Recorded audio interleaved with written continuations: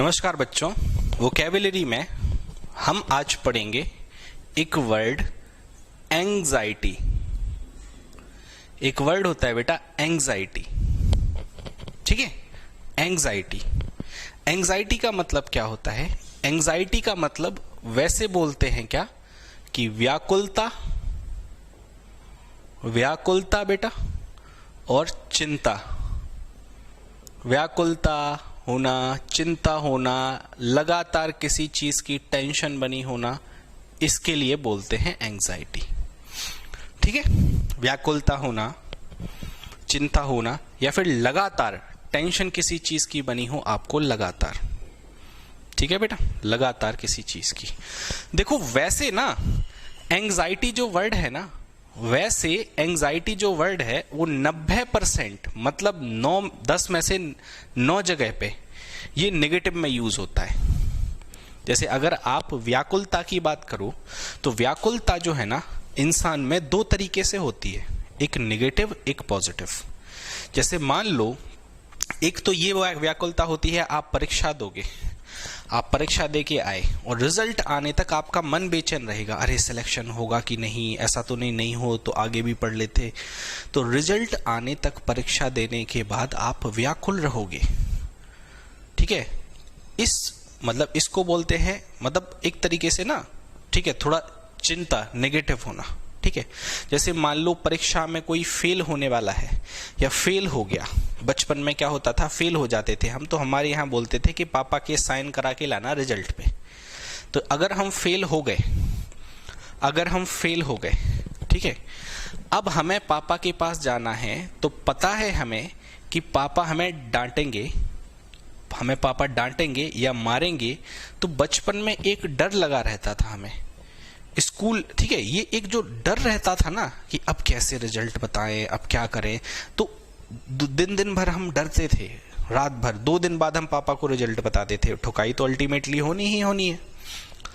कई बार क्या होता था कि आप गर्मियों की छुट्टियों से लौटे, दिवाली की छुट्टी से लौटे, तो आपको गृह कार्य देते थे आपके टीचर।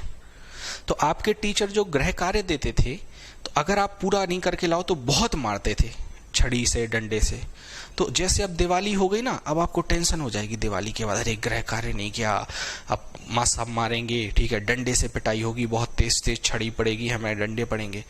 तो उस डर को जो एक लंबे वक्त तक आप 3-4 दिन टेंशन में रहोगे दिवाली के बाद, दिवाली की छुट्टियों के बाद, क्योंकि गृह कार्य पूरा नहीं किया, 3-4 दिन आप टेंशन में रहोगे, अरे अब स्कूल जाना है, अब वो सर पूछेंगे गृह कार्य और हमने तो किया ही नहीं, अब हम क्या करें। देखो बेटा, इस लगातार बने हुए डर के लिए हम वर्ड यूज करते हैं एप्रीहेंशन। इसके लिए हम वर्ड यूज करते हैं एप्रीहेंशन। एप्रीहेंशन का मतलब होता है लगातार किसी चीज का डर होना। अब जैसे भारतीय लोग हैं कुछ, चीन की सेना भी है और भारत की भी सेना है, कहाँ पे, लद्दाख में। तो लद्दाख के लोगों के मन में ये डर बैठा है कि अरे पता चला सुबह उठे और पता चला कि उनमें बम और गोले चल रहे हैं, तोपें चल रही हैं। तो लद्दाख के जो आसपास के लोग होंगे ना, उनके मन में एक एंग्जाइटी होगी, उनके मन में बेटा एक एंग्जाइटी होगी, एक एंग्जाइटी, एक चिंता बनी रहती होगी, कब युद्ध शुरू हो जाए पता नहीं लगेगा। तो जो वहां पे बॉर्डर के पास लोग रह रहे होंगे लद्दाख के, उनके अंदर एक एंग्जाइटी होगी बेटा, एप्रीहेंशन या एंग्जाइटी, ठीक है बेटा। देखो कई लोगों को ना, कई लोगों को एंग्जाइटी इशू होते हैं, कई लोगों को एंग्जाइटी इश्यूज होते हैं। मैं समझा देता हूं ये, ठीक है। एंग्जाइटी इश्यूज होते हैं कई लोगों को, ठीक है।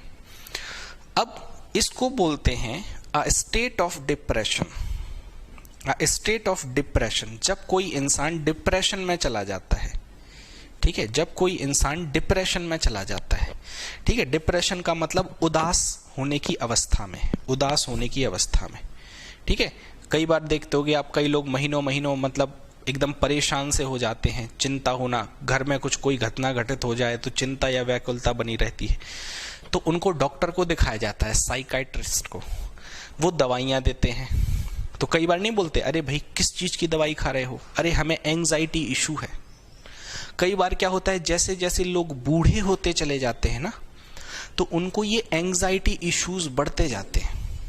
उनको ये एंजाइटी इश्यूज बढ़ते जाते हैं। बूढ़े लोग जो होते हैं ना, वो और ज्यादा व्याकुल हो जाते हैं, बड़बड़ाना, ठीक है, एकदम गुस्सा आ जाना तुरंत। तो ये चीज एज होते होते लोगों में बढ़ जाती है। कई लोगों में आप देखना, जैसे बूढ़ी औरतें होती है ना, बूढ़ी डुकरियां वगैरह जिनको बोलते हैं, तो वो एकदम बड़बड़ाती रहती हैं, ठीक है, कुछ भी होगा थोड़ा बहुत तो एकदम नाराज हो जाएंगी। तो ये होता है एंजाइटी इश्यूज होना। ठीक है बेटा, ये होता है एंजाइटी इश्यूज होना, जिसमें इंसान नर्वस होता चला जाता है। नर्वस, ये जो नर्व वर्ड है ना, नर्व, ये इसका मतलब होता है दिमाग की नसें। और जब दिमाग की नसें अनस्टेबल होती हैं, मतलब हमारा ब्रेन जो है ना अनस्टेबिलिटी की तरफ बढ़ता जाता है। ये बुढ़ापे में कई लोगों को होता है, ठीक है, कई लोगों को नहीं होता है। तो डॉक्टर क्या कहते हैं कि ये जो इनका बार बार चिढ़ने का कारण है, ये बार बार जो चिढ़ते हैं, ये एंजाइटी इशू है इनका। इसके लिए हम टैबलेट दे रहे हैं। अब टैबलेट देंगे हम, तो उनको क्या है, कंपोजर मिलेगा, उनको कंपोजर मिलेगा, वो शांत रहना शुरू कर देंगे। तो बेसिकली डॉक्टर कोई दवाई नहीं देता है जिससे वो ठीक हो जाए, डॉक्टर उनको ड्रग्स देते हैं एक्चुअल में, ठीक है, जिनको हम लीगल ड्रग्स बोलते हैं। वो दवाई खाएंगे, उनका दिमाग जो है भरा भरा सा रहेगा, उन्हें शांति सी फील होगी, ठीक है। दे आर लीगल ड्रग्स, जिनको देना भी जरूरी है, क्योंकि एंजाइटी इश्यूज में लोग कभी कभी सुसाइड भी कर लेते हैं। मैं आपको बता रहा हूँ, भाई सुसाइड आदमी कब करता है, जब आदमी का दिमाग अस्थिर हो जाए, वो नर्वसनेस हो जाए उसके अंदर, जब उसकी नर्व्स काम करना एकदम, ऐसे नहीं दिमाग में एकदम खोपड़ी बज रही है मेरी, ऐसे करके लोग बोलते हैं। तो उनको कंपोजर, क्वाइट या काम किया जाता है। काम बोल रहे हैं, काम डाउन, सुनना आप, काम डाउन बोलते नहीं, शांत हो जाओ, calm down, please calm down. तो ये काम का मतलब होता है शांत होना। क्वाइट का मतलब तो आप जानते ही हो, क्वाइट माने कीप क्वाइट। कंपोजर का मतलब होता है संतुष्टि एवं शांति। तो डॉक्टर क्या करेगा, ये जो अवस्था रहेगी इसमें दवा देगा, और दवा देने के बाद आदमी को शांति फील होगी, दवा देने के बाद आदमी को शांति फील होगी। समझ रहे हो?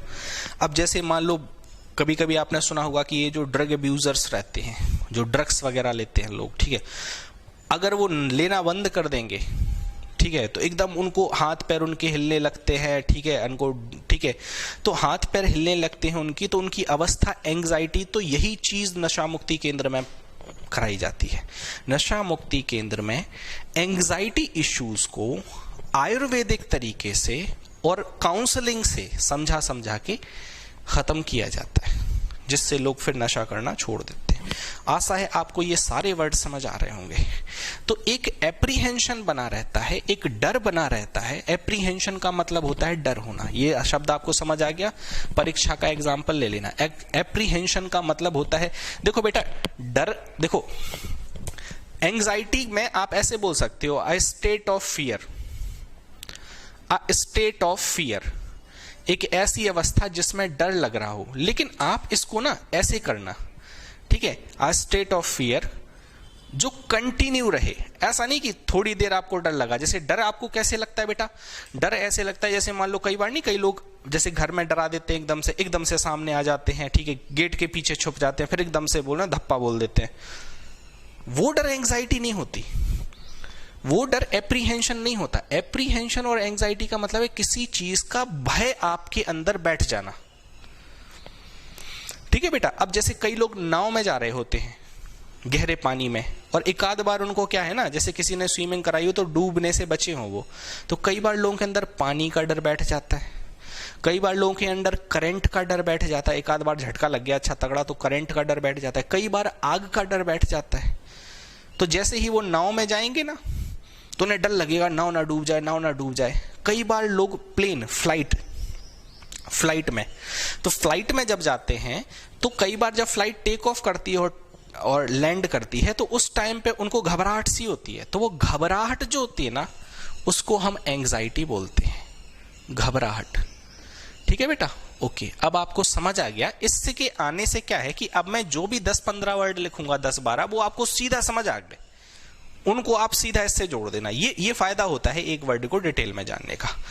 अब मैंने आपको बताया बेटा कि ये 90% वर्ड जैसे मैं बता रहा हूं वैसे यूज होता है, लेकिन 10% बेटा, 10% 10% ये वर्ड पॉजिटिव में यूज होता है। क्यों? क्योंकि एंग्जाइटी का मतलब होता है बेटा व्याकुलता। एंग्जाइटी का मतलब होता है व्याकुलता। कुछ व्याकुलता ऐसी होती हैं, कुछ व्याकुलता होती है पॉजिटिव और कुछ व्याकुलता होती है नेगेटिव, अधिकतर नेगेटिव। पॉजिटिव में देखो, मैं आपको जैसे मान लो बोल दूं, मैं आपको बोल दूं कि देखो भैया 7 दिन बाद, अभी तो कोरोना चल रहा है, कोरोना अगर नहीं चल रहा होता 7 दिन बाद बेटा सबको मैं वर्ल्ड टूर कराऊंगा। जितने भी बच्चे ये देख रहे हैं ना, जितने भी बच्चे ये देख रहे हैं वीडियो, इन सबको मैं वर्ल्ड टूर कराऊंगा, मतलब पूरी दुनिया की सैर कराऊंगा। हर बच्चे पे मैं 1-1 करोड़ रुपए खर्च करूंगा, प्लेन से ले जाऊंगा, 5 स्टार होटल में रुकाऊंगा, सब बच्चों को वर्ल्ड टूर फ्री मेरी तरफ से, ऐसा मैं बोल दूं। तो आप उसको भावनाओं में मत बहना, ठीक है? मैं बस मजाक कर रहा हूं। अगर बात मैं ऐसी बोल दूं और आपको लगे कि सर वर्ल्ड टूर कराए, तो क्या आप 7 दिन सो पाओगे अच्छे से? नहीं, अरे एफिल टावर के मतलब ऐसे एफिल टावर के पीछे थोड़ा कोलाट खाएंगे, अरे रॉकी माउंटेन में जाके थोड़ा सा चढ़ाई करेंगे, अरे बीचेस पे भी नहाना है, पैनामा बीचेस पे जाना है। आप आप खुशी में ना, आप खुशी में एंग्जाइटी की स्टेट में होगे, आप खुशी में बेटा एंग्जियस रहोगे। ये इसी से वर्ड आया है, ये है बेटा नाउन और ये है एडजेक्टिव। तो आप एंग्जियस रहोगे खुशी में, इसे बोलते हैं एंथ्यूजियाज्म। इसका मतलब होता है एक्सट्रीम स्पिरिट होना आपके अंदर, एक्सट्रीम एनर्जी होना, एकदम एक्साइटेड रहो आप। अब आपकी नौकरी लग गई, आपको पता है आपकी नौकरी लग गई। अब आपकी नौकरी लग गई, सिलेक्शन हो गया, सब हो गया, अब आपकी ज्वाइनिंग आनी है, ठीक है? तो आप भैया एंग्जाइटी में रहोगे, वो पॉजिटिव एंग्जाइटी। आप व्याकुल रहोगे, अरे अब तो ज्वाइनिंग आने वाली है, देखते हैं कब ज्वाइनिंग आती है। और जैसे ही ज्वाइनिंग की डेट आएगी कि भैया आज से 10 दिन बाद ज्वाइन करना है, तो आप उस 10 दिन तक कितने खुश रहोगे, अरे नौकरी करने जा रहे हैं ये वो। तो जो वो व्याकुलता वाली फीलिंग होगी वो पॉजिटिव होगी। वहां पे भी आप व्याकुल ही तो रहोगे, वहां पे भी आप सो थोड़े ना पाओगे अच्छे से, अरे नौकरी पे जाना है, अरे मजा आएगा, ऐसे। इसको बोलते हैं बेटा ईगर होना। तो ईगरनेस की सिचुएशन होती है, ईगरनेस। ईगर का मतलब भी होता है व्याकुल।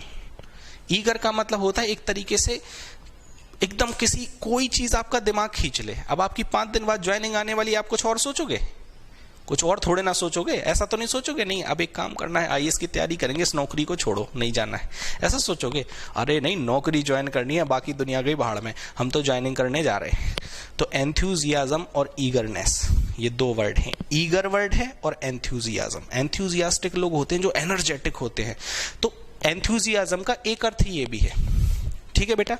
तो ये 10% जो पॉजिटिव है ना, इसको अभी हम हटा देते हैं, क्योंकि ना तो अभी हमारी नौकरी लगी है, हाँ, और ना हमारी ज्वाइनिंग आई है, ठीक है? आएगी, लेकिन आएगी, आप भरोसा रखो, ठीक है? अगर आपको समझ आ रहा है तो पक्का आएगी, समझ नहीं आ रही है मेरी बातें तो फिर बात अलग है, ठीक है? तो एप्रीहेंशन वर्ड आपने सीख लिया। एप्रीहेंशन का मतलब होता है किसी आदमी को भय होना किसी चीज का, ठीक है? अब देखो, मैंने आपको एक वर्ड बताया था कंपोजर, मैंने आपको ये वर्ड बताया था कंपोजर। कंपोजर का मतलब होता है बेटा शांत। अगर इसके आगे आप डिस लगा दोगे तो इसका मतलब नहीं होना शांत, तो डिस्कम्पोजर का मतलब हो जाएगा अशांत, और डिस्कम्पोजर की सिचुएशन को ही तो हम एंग्जाइटी बोलते हैं। एक वर्ड मैंने पढ़ाया था आपको ईज, अगर इसमें आप अनईज लगा दो, ईज का मतलब क्या होता है बेटा? शांत। अगर आप यहां पे अन लगा दो तो इसका मतलब नहीं, और यहां पे इसको अनईज की जगह पे अनईजीनेस लगा दो तो पूरा वर्ड हो गया अनईजीनेस, मतलब अशांति की अवस्था, अशांति की अवस्था। तो अनईजीनेस का मतलब आप शांत नहीं हो। अनक्वाइट, क्वाइट माने शांत होना। तो ये सारे वर्ड तो आपको याद ही नहीं करने हैं, ठीक है? कुछ और नए वर्ड्स बताऊंगा मैं, कुछ और नए वर्ड्स बताऊंगा। तो एप्रीहेंशन हो गया, डिस्कम्पोजर हो गया, अनईजीनेस हो गया, अनक्वाइट हो गया, ठीक है? एक ये है ना एंग्जियस, इसी से आया है, तो यहां पे बोल देते हैं एंग्जियसनेस। ये एक ही वर्ड है, ठीक है बेटा, ये एक ही वर्ड है। एंग्जाइटी से ही ANXI, ANXI यही वर्ड है। एंग्जाइटी से एंग्जियस आया, फिर एंग्जियस से हमने वर्ड बना लिया एंग्जियसनेस, माने चिंता, लगातार चिंता। ये सारे नेगेटिव वर्ड पढ़ा रहा हूं, पॉजिटिव को मैंने खत्म कर दिया है। देखो बेटा, इसकी मैं एक डेफिनेशन बताता हूं आपको, एग्जाम के लिए हम कैसे पढ़ते हैं और एग्जाम में देखो चीजें कैसे समझ में आती हैं। देखो मैं आपको एक परिभाषा लिख रहा हूं अंग्रेजी में और उसको समझाऊंगा, उसमें एक दो वर्ड और हो जाएंगे आपके। जैसे वेग, VAGUE, वेग, वेग माने मैंने आपको पढ़ाया है अनप्लीजेंट, अनप्लीजेंट, वेग, अनप्लीजेंट, अ वेग अनप्लीजेंट इमोशन। इमोशन का मतलब है आपके भाव, फीलिंग आपकी, ठीक है, आपकी भावना। That is experienced, that is experienced in anticipation of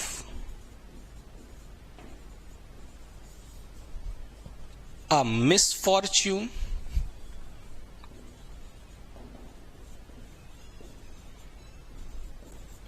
or a mishap।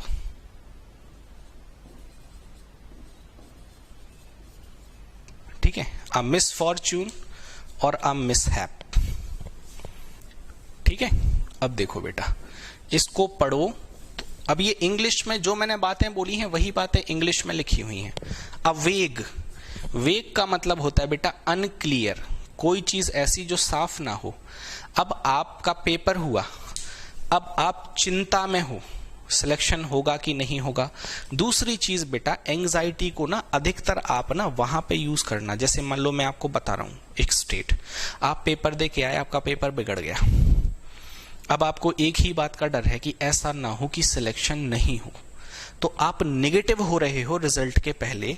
तो एक, लेकिन पूरी तरह तो नेगेटिव नहीं हो ना, जब तक रिजल्ट नहीं आ जाएगा तब तक तो पक्का नहीं होगा ना। अभी जैसे चीन और भारत ऐसे खड़े हुए आमने सामने, लेकिन युद्ध अभी हुआ तो नहीं ना।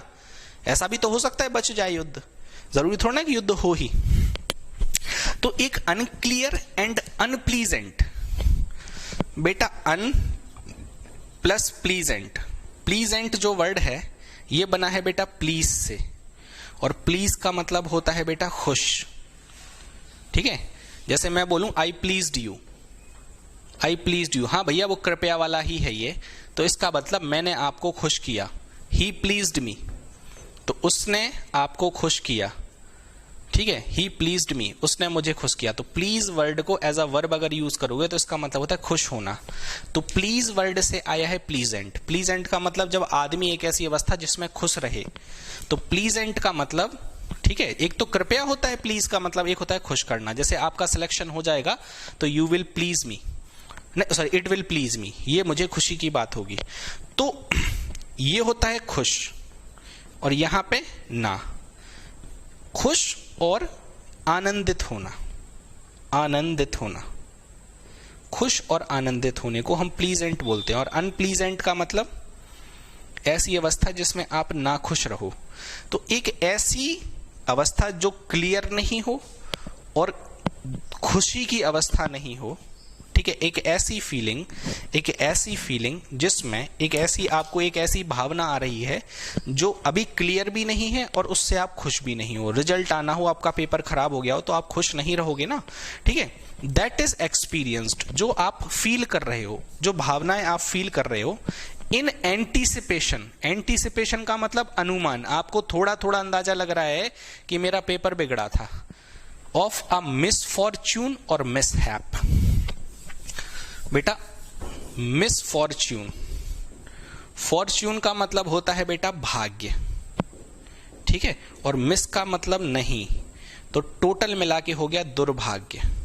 तो आप एक दुर्भाग्य की बात कर रहे हो, अरे पेपर बिगड़ गया, अब तो अनुमान लग रहा है कि फेल होंगे। तो एक ऐसी, ठीक है, मिसफॉर्च्यून का मतलब होता है दुर्भाग्य बेटा, और एक मिसहैप, अगर इसको पूरा करो तो ये हो जाएगा miss plus happening. Miss plus happening, happening का मतलब होता है होना, कोई भी घटना होना, ठीक है, कोई भी चीज होना। और मिस का मतलब खराब, तो कोई भी चीज अगर खराब होगी तो उसे मिस हैप या मिस हैपनिंग बोलेंगे। चक्रवात वगैरह आते हैं ना तो उसे मिस हैप बोलते हैं। अगर किसी का एक्सीडेंट हो जाए, मेहरा साहब का एक्सीडेंट हो जाए, तो मैं ऐसे बोलूंगा ठीक है, what a mishap took place today, बेचारे मेहरा साहब का एक्सीडेंट हो गया। तो कोई भी दुर्घटना होती है ना, घटना अच्छी भी हो सकती है, बुरी भी। तो अगर घटना बुरी हो गई तो वो दुर्घटना होगी, उस दुर्घटना को मिस हैप बोलेंगे या मिस फॉर्च्यून।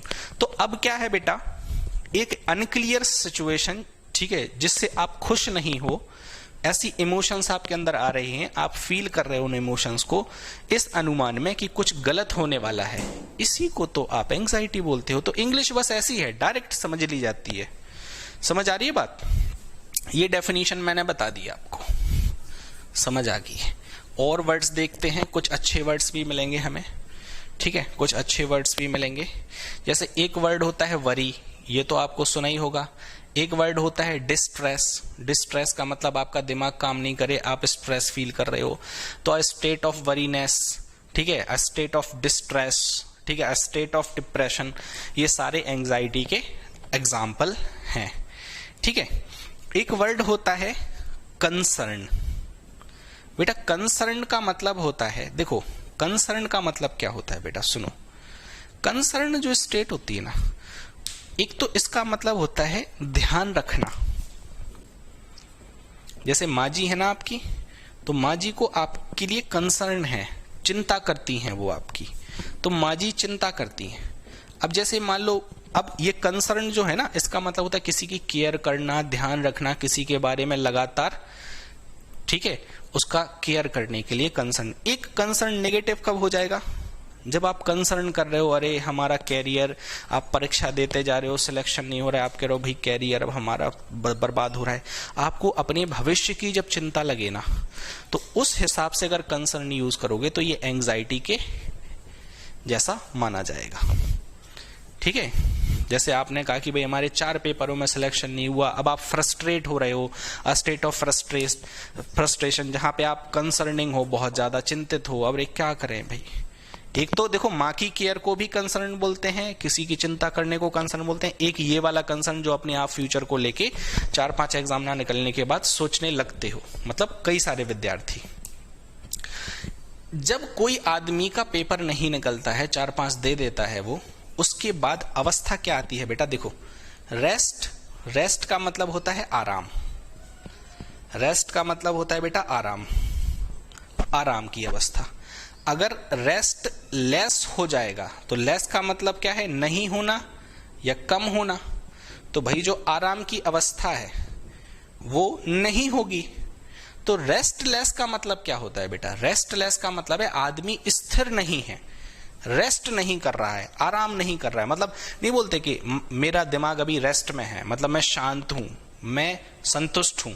लेकिन रेस्टलेस एक ऐसी सिचुएशन होती है, इसमें एक वर्ड आता है रेस्टलेसनेस, ठीक है, ये नेस और लगा देंगे। तो रेस्टलेसनेस का मतलब होता है एंग्जाइटी।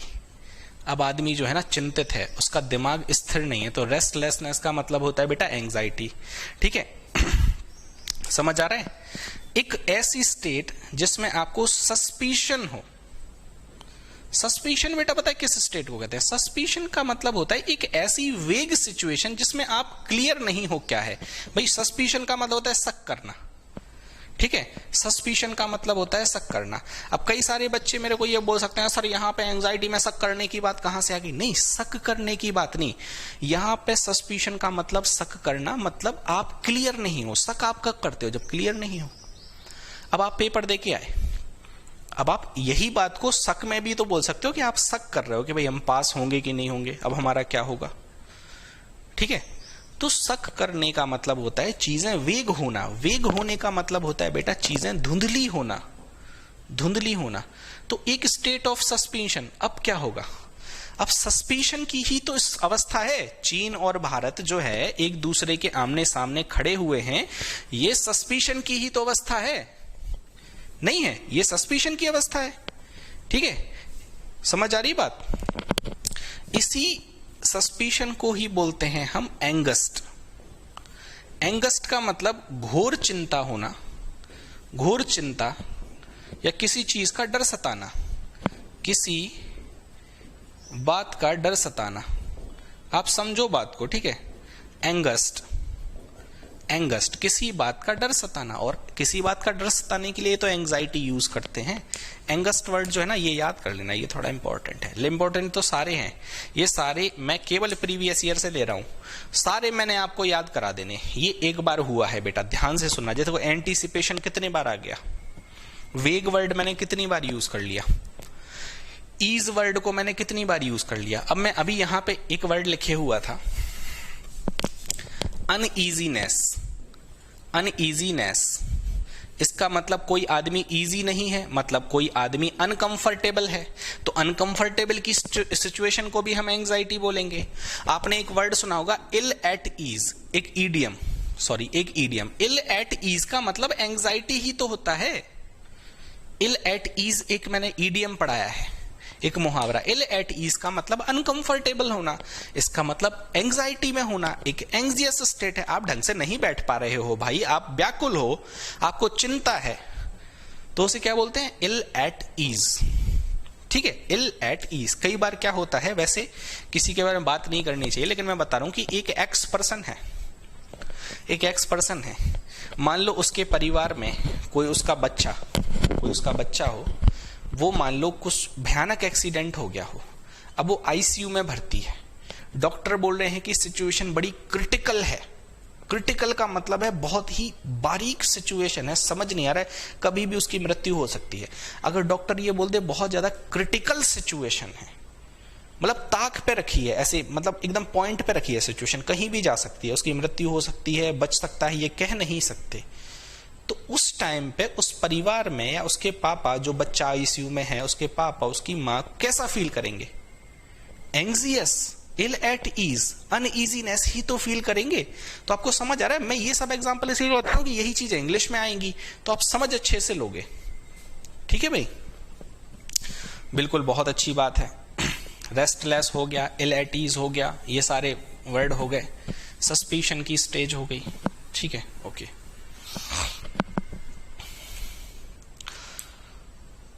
देखो एक वर्ड होता है बेटा फ्लटर। फ्लटर बेटा, फ्लटर का मतलब होता है फड़फड़ाना, फड़फड़ाना। ठीक है, फ्लटर का मतलब होता है फड़फड़ाना। ये वर्ड आपको प्रोनाउंसिएशन में भी समझ में आ रहा होगा। फ्लटर का मतलब होता है फड़फड़ाना। ठीक है, फड़फड़ाना। अब फ्लटरिंग जो होता है ना, ये फ्लैटरिंग नहीं है, फ्लैटर अलग होता है, उसका मतलब होता है चापलूसी। ये फ्लटर है। फ्लटरिंग जो सिचुएशन होती है ना, इसमें क्या होता है, कई बार नहीं बोलते, अरे भैया क्या बात हो गई, काहे इतना फड़फड़ा रहे हो, तो अरे भैया हमारा पर्स गिर गया यार। जैसे ही आदमी का पर्स गिरता है, कम से कम घंटे 2 घंटे तो परेशान रहता है। पैसे रखे हैं, ठीक है, आधार कार्ड रखा है, एटीएम रखा है, ये सब फिर दोबारा बनवाना पड़ेगा, पैन कार्ड वगैरह।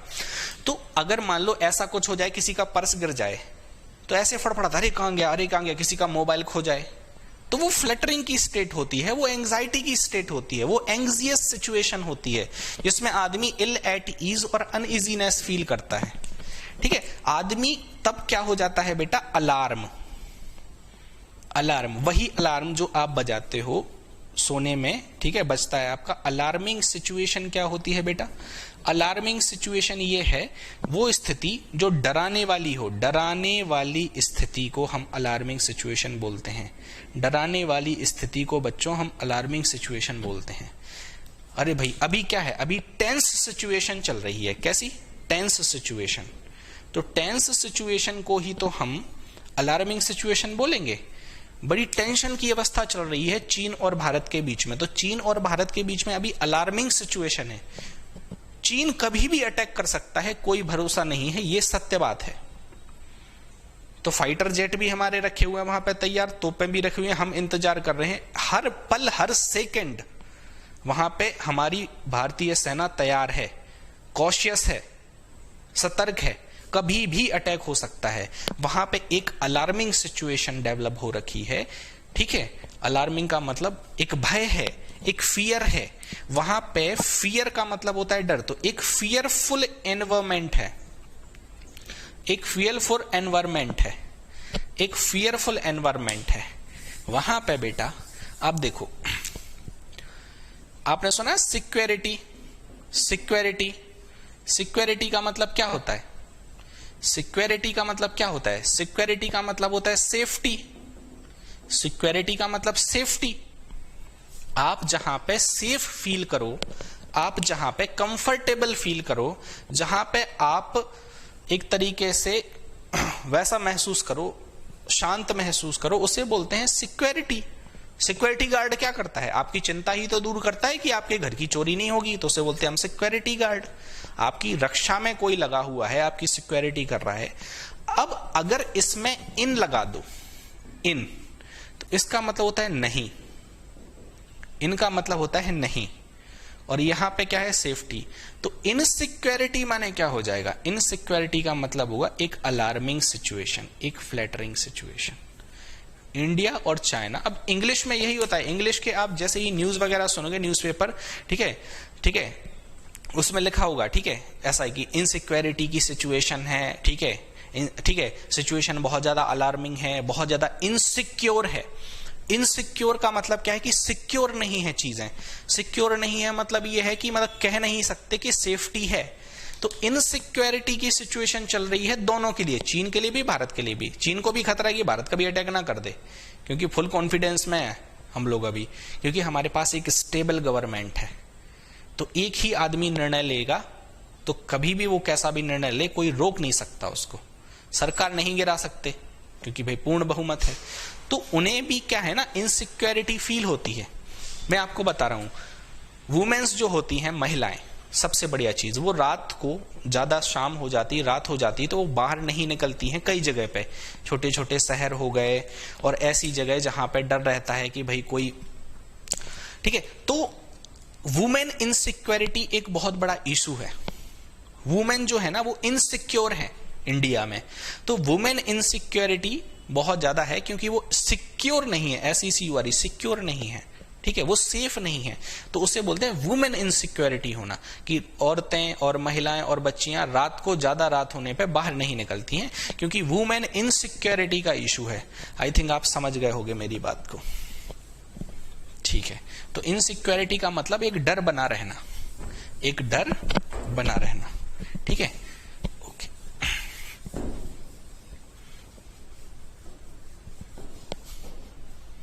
ये भी एक एंजाइटी की स्टेट है, ठीक है।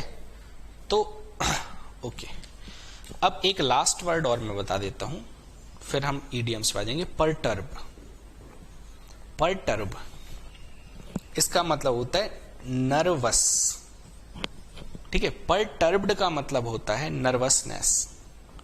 अगर परटर्ब्ड आप यूज करोगे कहीं पे, तो इसका मतलब है कोई भी आदमी है, उसका जो दिमाग है ना, ब्रेन, ब्रेन का मतलब होता है बेटा दिमाग, दिमाग वो अनस्टेबल है, वो स्टेबल नहीं है, ठीक है। वो उसका ब्रेन जो है वो अनस्टेबल है, ठीक है। मतलब परटर्ब्ड का मतलब होता है, ऐसा बोलते हैं कि एक आदमी जो कभी भी खिसक सकता है ना, खिसका हुआ आदमी है। तो परटर्ब एक ऐसी सिचुएशन होती है जिसमें आदमी को डर लगा रहता है, अब क्या होगा, अब क्या होगा, ठीक है। कोई हमें मार ना दे, ठीक है, कोई हमें जान से ना मार दे, जान से मारने का डर लगाया तो ही। परटर्ब का मतलब डिस्टर्ब हो जाना, ठीक है, थोड़ा सा, मतलब जैसे अब अर्थक्वेक वगैरह आया, भूकंप वगैरह, तो आदमी कैसा फील करेगा कि भैया भूकंप आ गया, समझ रहे हो। तो अब जैसे साइक्लोन, चक्रवात आने वाला है 2 दिन बाद, तो क्या है, बंगाल के लोग, जो अम्फान आया था 2 दिन पहले पता चलेगा, तो बंगाल के लोग कैसा महसूस, डर तो भाई होगा ही होगा ना, कि भैया मकान ना गिर जाए। और खास तौर से जो कच्चे मकान वाले थे, उनको तो बहुत डर लगा होगा। तो दे वर परटर्ब्ड फॉर अ वाइल, कुछ समय के लिए, ठीक है, फॉर सम डेज, कुछ दिनों के लिए। तो आशा है आपको ये सारे शब्द समझ में आ गए होंगे। ओके, अब हम आते हैं कुछ ईडियम्स पे। अगर ईडियम्स की बात करो, तो पहला ईडियम जो है आपका, ये है मीट वंस वाटरलू। बेटा आपको ना कम से कम 3 महीने में मैं आपको 50 से 60% वोकैबुलरी पूरी करा दूंगा। ईडियम्स हुए, साइनो N2 हुए, उसके बाद हमारा न्यूज़पेपर पैरेलल में स्टार्ट हो जाएगा और फिर हम जो वर्ड पढ़ चुके हैं उनका रिवीजन भी होगा। लेकिन आप इनको नोट्स बना के याद करते रहना। 500 तो मैं ईडीएम करा दूंगा, 600-700 भी हो सकते हैं 3 महीने में, 1000 हैं टोटल, ठीक है। और साथ साथ में आपको ये साइनोनेम एंटोनेम में जैसे 1000 हैं तो 600-700 करा दूंगा।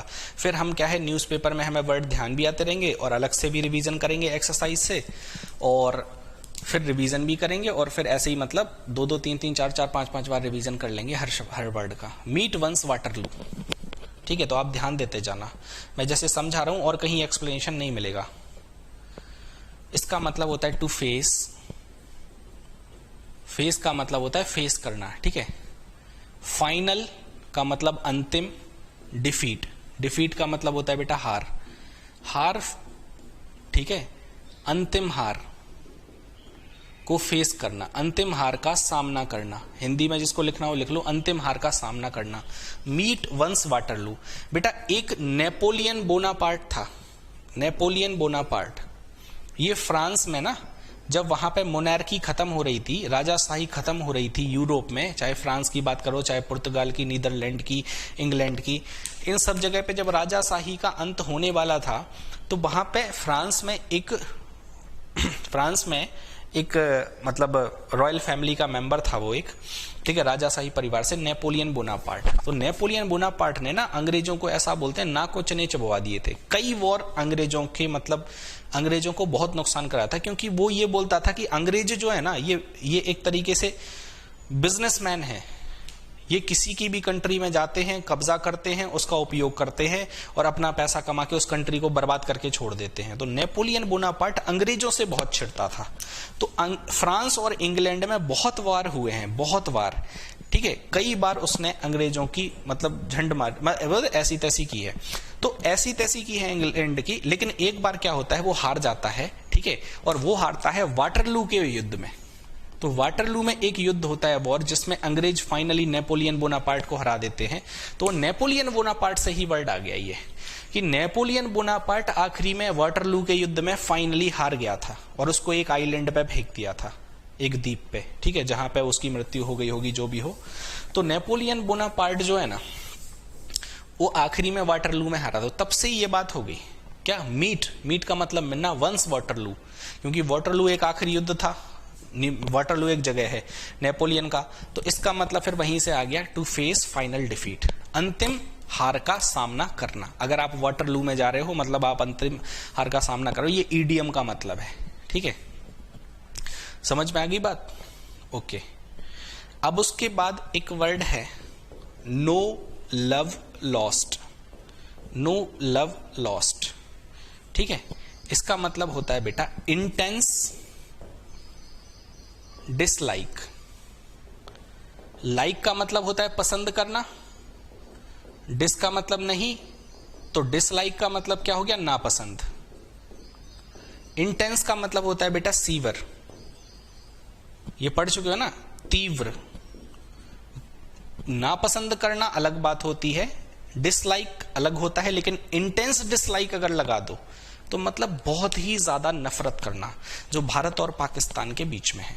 अब नो लव लॉस्ट, ये वर्ड का मतलब बहुत ही ज्यादा नापसंद करना कैसे हो गया वो मैं समझा देता हूं। जैसे मान लो मैं हूं और ये है मेहरा साहब, ये मैं हूं और ये है मेहरा साहब। अब मेहरा साहब के और मेरे बीच में क्या है ना, कभी भी प्रेम की बातें शेयर नहीं हुई। जैसे मैं मेहरा साहब को थोड़ा सा लाड़ कर दूं, उनके गाल वाल दबा दूं और मेहरा साहब ऐसे थपकी अपकी मार दूं, या मेहरा साहब मेरे को कभी पुच्ची कर दें, तो मतलब ये है कि मेहरा साहब में और मेरे में कभी प्यार की बातें नहीं हुई। मतलब कभी खुशी खुशी, ठीक है, नहीं बोलते कि नहीं भाई, फ्रेंडली टॉक नहीं हुई कभी भी। कभी भी हम लोगों के बीच में लव शेयर नहीं हुआ। मतलब ये है कि भाई पूछ लिया कम से कम कि हाँ चलो मेहरा साहब कैसे हो।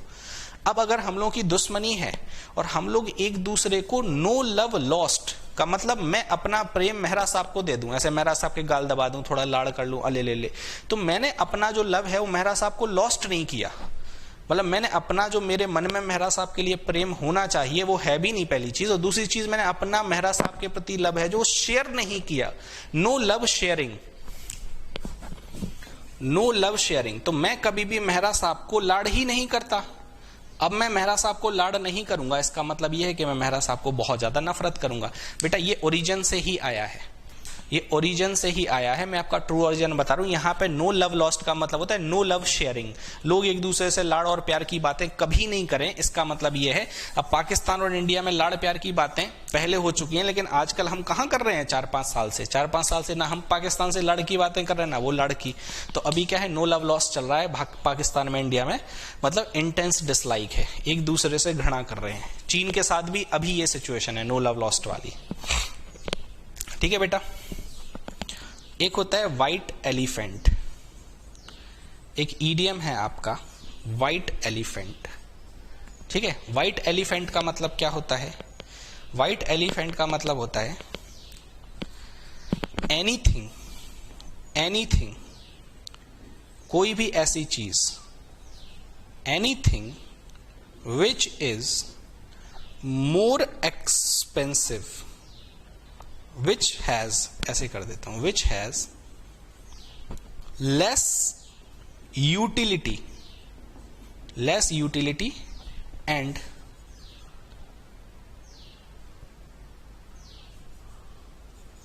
more expensiveness। ध्यान से सुनना मेरी बात को। एनीथिंग, कोई भी ऐसी चीज को हम व्हाइट एलिफेंट कहेंगे जो, विच का मतलब जो, हैज, जो है, लेस यूटिलिटी की, यूटिलिटी माने यूज, प्रयोग, ठीक है, एंड मोर एक्सपेंसिव, एक्सपेंसिव का मतलब है खर्चा ज्यादा है, खर्चीली।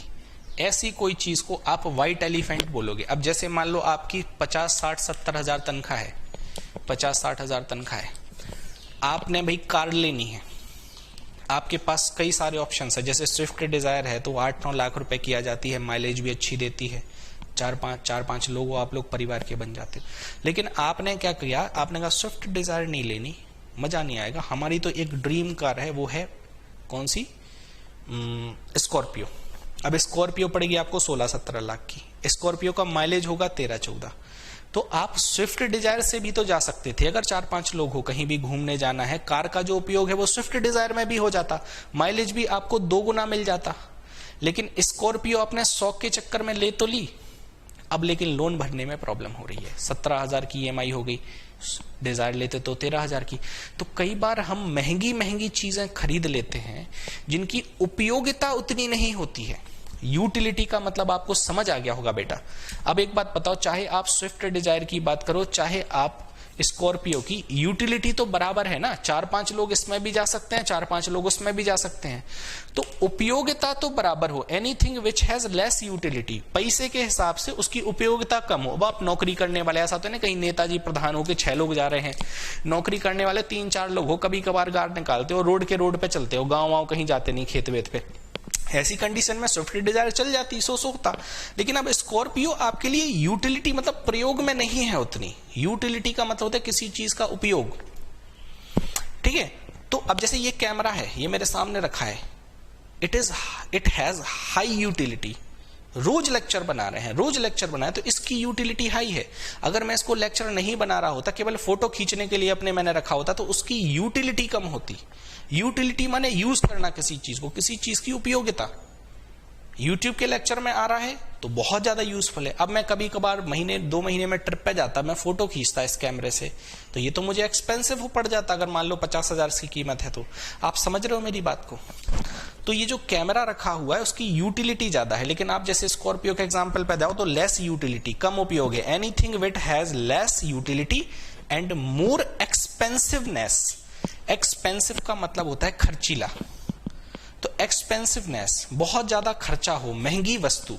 व्हाइट एलिफेंट वो सारी महंगी वस्तुएं होंगी जिनका आप उपयोग बहुत कम कर रहे हो, बस वो महंगी हैं, तो आपका खर्चा तो हो जाता है। कई बार हम चीजें खरीद तो लेते हैं लेकिन उनकी उपयोगिता नहीं रहती है, उसके लिए हम व्हाइट एलिफेंट यूज करते हैं, ठीक है। तो आगे हम पढ़ेंगे और इडियम्स। मिलते हैं फिर कल आपको पॉइंट ऑफ टाइम और पीरियड ऑफ टाइम पढ़ाया जाएगा प्रेजेंट परफेक्ट में, तो ध्यान से सारे लेक्चर्स को कंप्लीट कर लेना कॉपी पे उसके पहले। थैंक यू, धन्यवाद।